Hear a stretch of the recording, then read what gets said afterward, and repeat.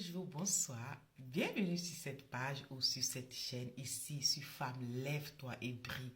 Nous parlons de la spiritualité, de la féminité, de la finance et de la prospérité spirituelle et financière. Et nous prodiguons des témoignages et nous donnons des conseils aux mariés et aux futurs mariés. Nous parlons de la santé en général. Si ces thèmes vous intéressent, vous êtes au bon endroit. Sans plus tarder, nous allons délivrer notre message du jour qui est les relations. Donc, la puissance des relations. Voilà. Si on veut comprendre comment nous nous comportons avec les autres et quelles sont les relations que nous tissons. Voilà. Et aussi, la puissance de la relation, c'est celle qui va t'ouvrir les portes, ok, dans les domaines de ta vie. Donc, il est important d'avoir un réseau relationnel vraiment de personnes qui vont un demain nous aider dans tout ce que nous allons entreprendre.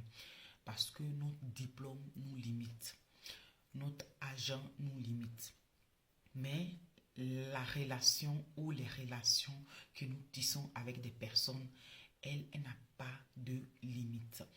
Et même si vous voyez notre Seigneur Jésus-Christ, à cause de sa relation qu'il avait bâtie avec Joseph d'Arimathée, hein, et son comment ça, Nicolas, qui à la mort du Seigneur Jésus-Christ, à cause de cette relation, le Seigneur Jésus-Christ a joui du tombeau de Joseph d'Arimathée. Okay? Donc, il est important d'avoir des relations. Il est important de nourrir un réseau de connaissances. Okay?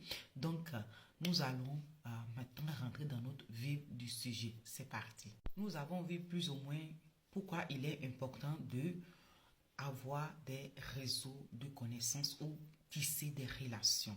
Parce que cela peut nous ouvrir des portes. OK?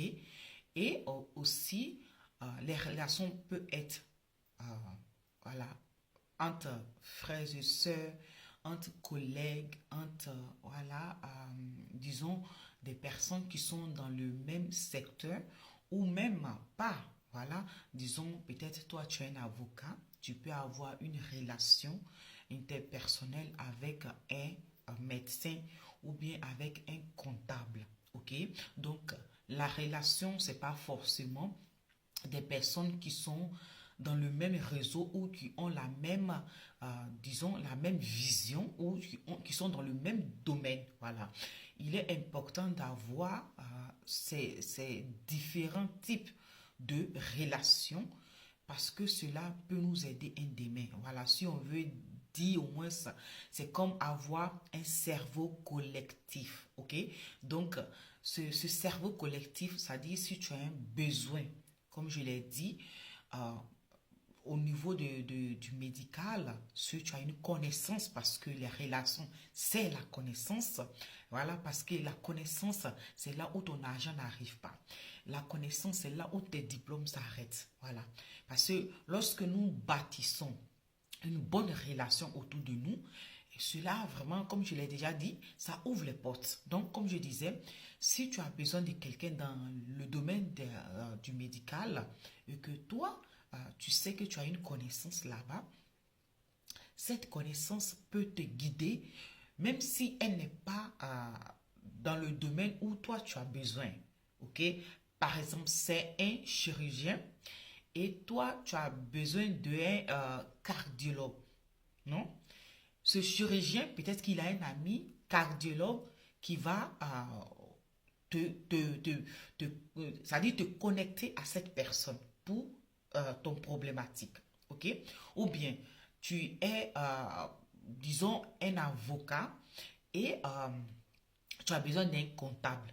Et tu as un ami qui est aussi peut-être aussi dans, je sais pas, dans le commerce.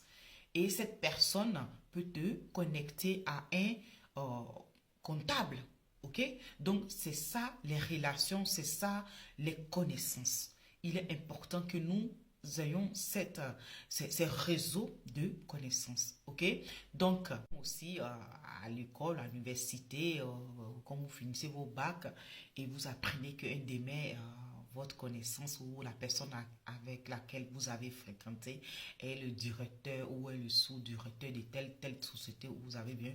Donc, ça vous facilite la tâche. Voilà. Donc, il est important, comme je l'ai déjà dit, de bâtir un réseau relationnel. Maintenant, je vais vous donner un témoignage d'une jeune fille, un témoignage vrai. Et si le temps me permet, je donnerai aussi mon témoignage. Sinon, je le ferai dans une deuxième vidéo. OK? Le témoignage, c'est... Il y avait un monsieur qui était un fonctionnaire. Il travaillait. Ce monsieur était tellement une belle personne. Une belle personne. Il était honnête. Il était intègre.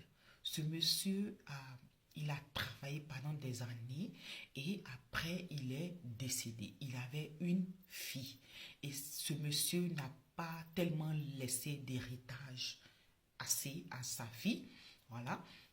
Et donc, à sa mort, sa fille se retrouve en train de se débattre vraiment pour s'en sortir. Elle finit l'université, par la grâce de Dieu. Maintenant, elle va postuler.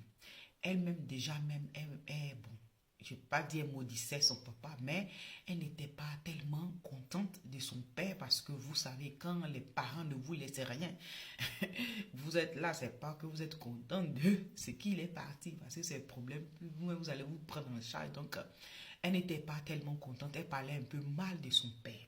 Ok? Donc, comme je le disais, elle finit l'université et elle commence à postuler. Ok?